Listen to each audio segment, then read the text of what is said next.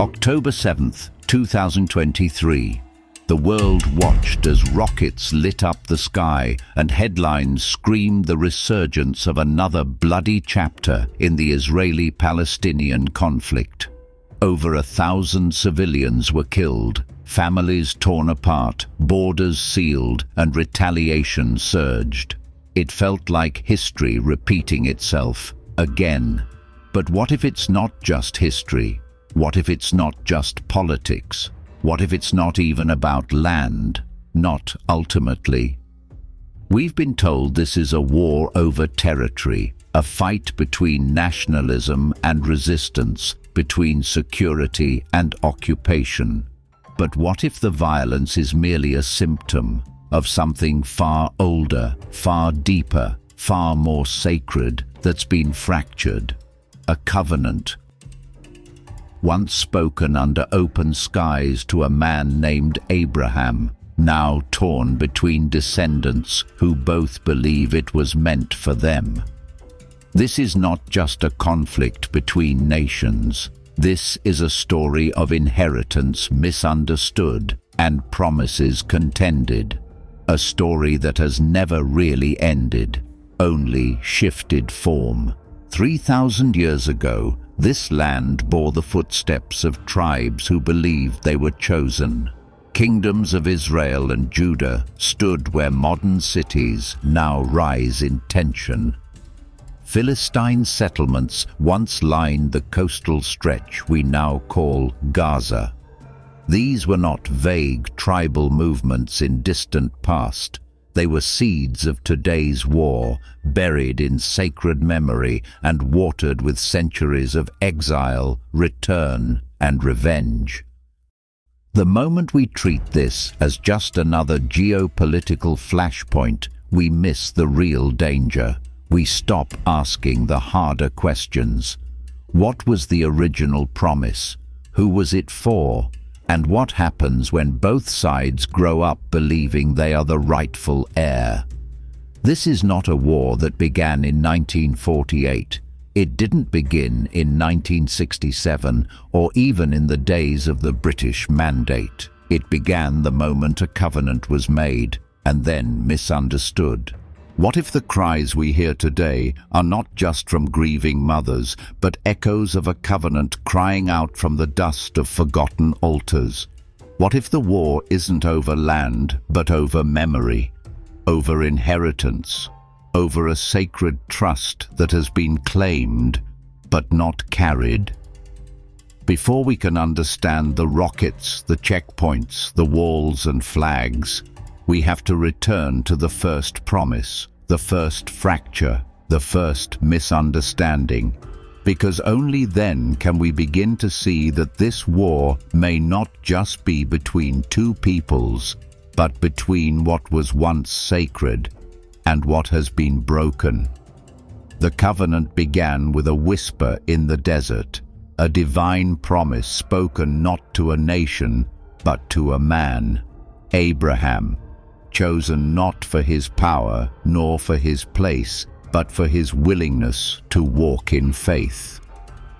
To your descendants I will give this land, God said, pointing toward the horizon. But even as the stars filled the sky above him, Abraham had no children, and when he did, he had more than one. This is where the fracture begins. The Bible traces the covenant through Isaac, the son of Sarah, the child of promise. But Isaac was not Abraham's firstborn. That place belonged to Ishmael, son of Hagar, cast out into the wilderness with nothing but water, a prayer, and a promise of his own. Genesis 17 says Ishmael too would be blessed, would become a great nation. But he was not the one through whom the covenant would be established. Or was he? That question has echoed for centuries. It is more than a theological debate. It is the soil beneath today's battlefields. Because for many descendants of Ishmael, many Arabs, including Palestinians, Abraham is father, not in metaphor, but in blood. Their claim to the land is not a trespass, but a birthright. And yet, they've been told the land belongs to others. Isaac and Ishmael, 2 sons, 1 father, 2 lineages, 1 land. This is not just ancient history, it is the unresolved tension at the heart of the modern Middle East. And the pain of that division didn't stop with them. Esau, brother of Jacob, became the father of Edom. The Philistines, seafaring settlers from the ancient world, became historical adversaries of Israel. All bore the imprint of Abraham's legacy. All wandered, displaced or erased as history carved a narrow path through one line while silencing the others. But can a promise from heaven truly be that narrow? Was the inheritance ever meant to be passed like a sword, through conquest, through exclusion? Or was it a call to carry something greater than soil and borders, a divine trust, to live out justice, mercy, and faith? When both sons believe they are chosen, when both build their homes on the foundation of a promise, how do you draw a line between them? This isn't merely about politics or maps, it's about the soul of a covenant misunderstood and the sons it continues to divide. History remembers empires by the borders they redrew, the cities they burned, the kings they overthrew. But the true wound of conquest is not measured in land, it's measured in what is lost between heaven and earth. When Assyria came in 722 BCE, it did more than topple the kingdom of Israel. It scattered 10 tribes into exile, tearing them from the soil that had once been called promised. They were not merely displaced, they were unraveled, absorbed into foreign cultures, their identity slowly fading like ink on water. The covenant was not just attacked, it was diluted. Then came Babylon. In 587 BCE, its armies breached Jerusalem, and what they destroyed was not merely a city, it was the dwelling place of the covenant itself. Solomon's temple, the heart of worship, the place where heaven kissed earth, where sacrifices were offered and prayers ascended, that temple was reduced to rubble. The ark was gone, the priests silenced. The people wept by the rivers of Babylon, asking not how they lost the war, but how they lost the presence. This was not just military defeat, it was abandonment. Exile did not just remove them from land, it removed them from calling. And though Persia, under Cyrus, offered return and rebuilding, the scars were irreversible. Yes, a second temple would rise, but the Shekinah, God's glory, never returned in the same way. Something had shifted. A covenant once carried in the bones of a people was now hidden behind their rituals. They returned home, but the home no longer carried the same soul. Then came Rome. By 70 CE, the Second Temple burned. By 135 CE, after the failed Bar Kokhba revolt, the Jewish people were once again exiled, not just from a city, but from the rhythm of covenantal life. Generations born in exile would inherit not just foreign soil, but fractured memory. Empires didn't just conquer land, they interrupted communion. They were wrecking balls through a sacred relationship between a people and their God. Each invasion wasn't merely a test of military might, it was a test of whether the covenant could survive under chains, in silence, in dispersion. This is the part we often forget. God's promises are eternal, but our ability to walk in them is fragile.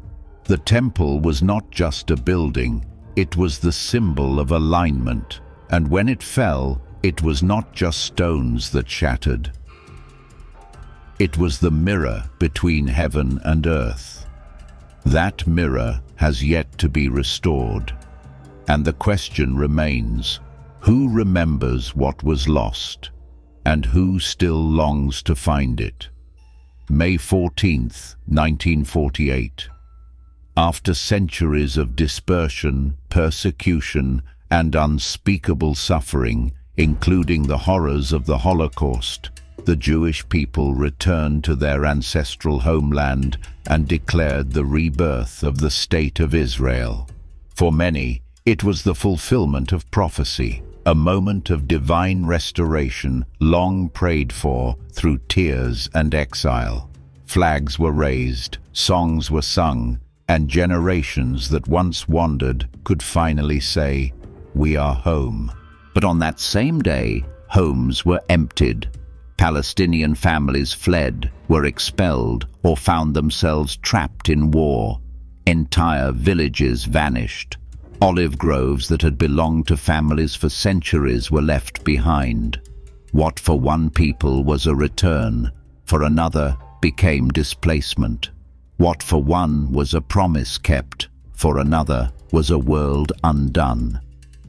This is the unbearable tension of 1948, a moment that cannot be fully celebrated or mourned without acknowledging both truths. Because in the same land, the same cities, even the same streets, joy and grief now walk side by side. A mother in Haifa sings of deliverance. A mother in Jaffa whispers the names of what was lost. Neither is lying. Both are carrying a history that demands to be heard. And so we must ask, can one people's return be built on another's exile? Can a covenant meant to bless all nations become the grounds for dividing them? If God promised restoration, does it require another's desolation? This isn't about choosing sides. It's about refusing to forget that covenants are not fulfilled by force. They are fulfilled by faithfulness. A homeland gained through military victory may win borders, but not always peace. A people restored to land may rebuild walls, but not necessarily rebuild trust. Perhaps the deeper calling was never just to return, but to return rightly, to carry the heart of the covenant, not just its geography.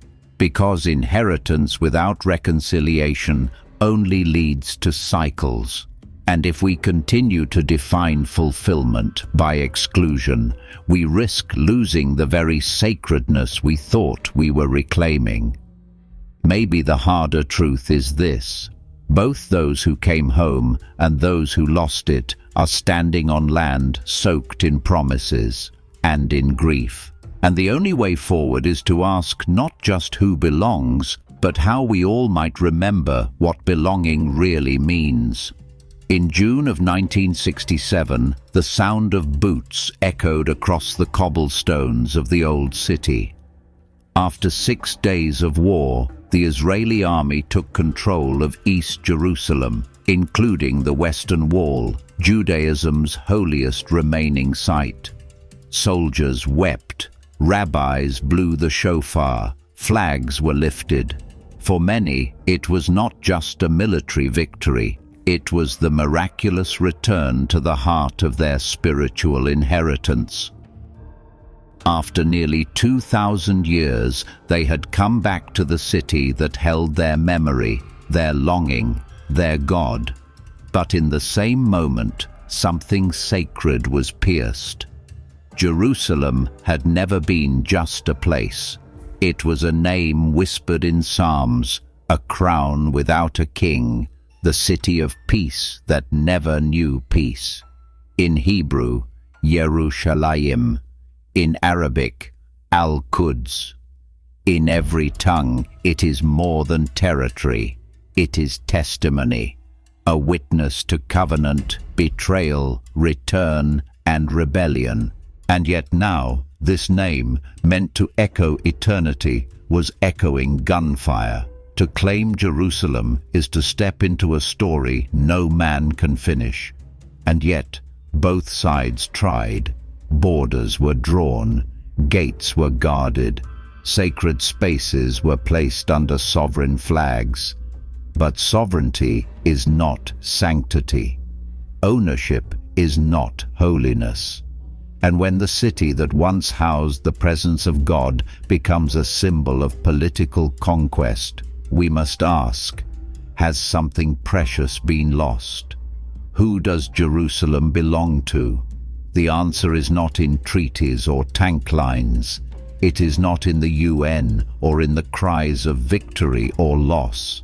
The truth is hidden in the way Scripture speaks of her, not as property, but as a bride. A woman clothed in longing, forsaken and remembered, wounded and restored. Isaiah called her Hephzibah, for the Lord delights in her. And in Revelation, she descends from heaven, made new, not claimed by any tribe, but adorned for all. The tragedy is not that Jerusalem has been fought for. The tragedy is that in fighting for her, we forget who she truly is. Not a prize for the powerful, but a mirror for the faithful. Not a battlefield, but a threshold.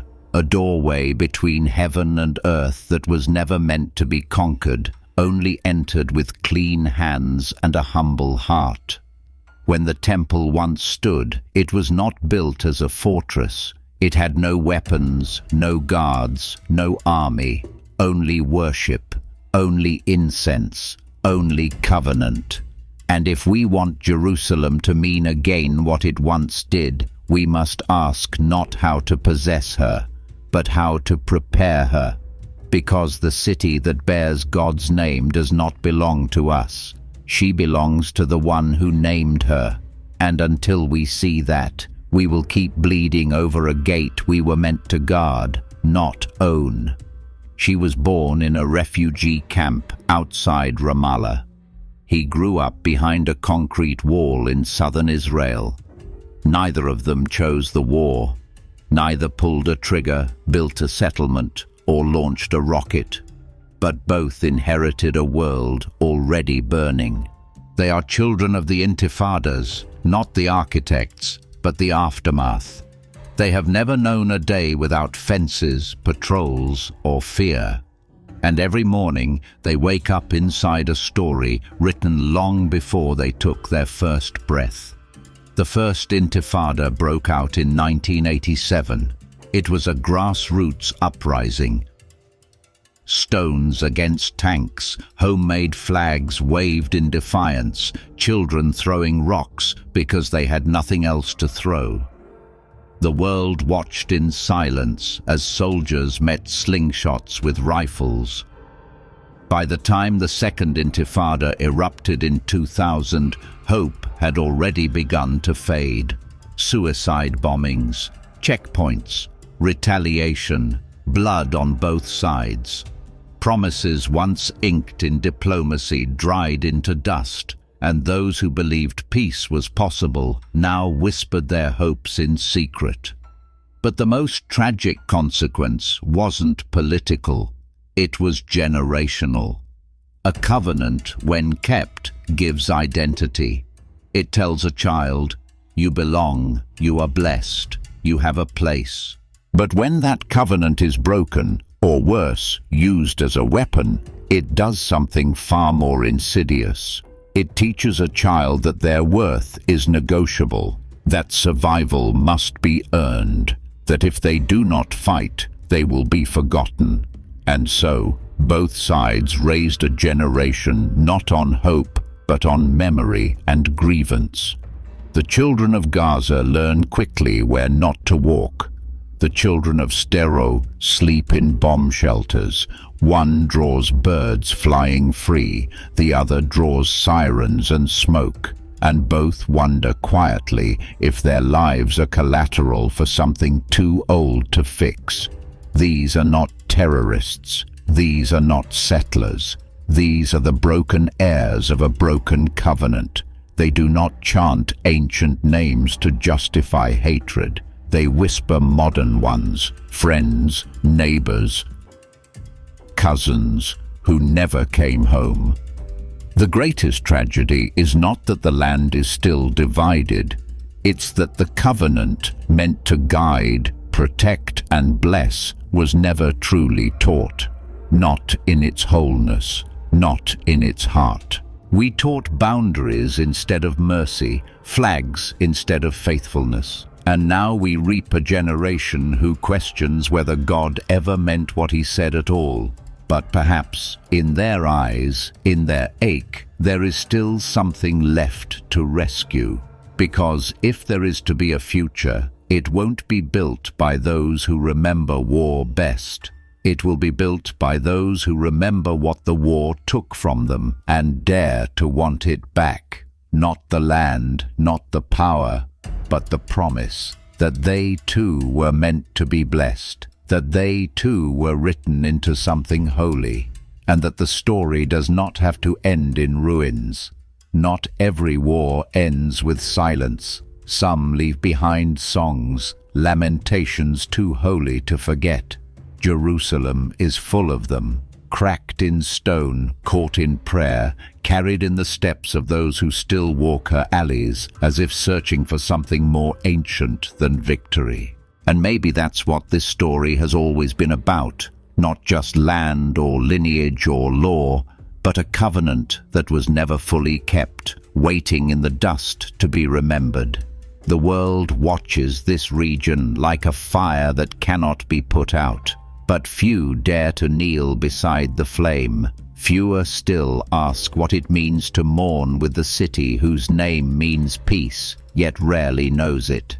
Scripture says, "Pray for the peace of Jerusalem." But it does not say how. Perhaps because peace was never meant to be begged. It was meant to be born, carried, protected, guarded not with weapons, but with weeping, with watchmen who stand not to dominate, but to discern, not to take sides, but to take responsibility. Blessed are those who mourn with her, not because mourning fixes what's broken, but because it refuses to forget what was sacred. It is easy to claim a promise. It is harder to grieve what has been done in its name. But this grief is holy. It tells heaven that someone still remembers. Someone still believes the covenant is worth more than conquest. So what now? We do not need more experts. We need more mourners, more prophets who cry not for one flag, but for the altar both sides have forsaken. More watchers on the wall who stay through the night, not to defend a border, but to wait for the return of the presence that once made this land holy. Because the promise has not perished, it has been pierced, and like every covenant worth trusting, it bleeds before it heals. The question is no longer whose land this is. The deeper question is, who will rise to carry what was lost? Who will become the bridge, not between enemies, but between what was and what could be, if we remembered the covenant rightly?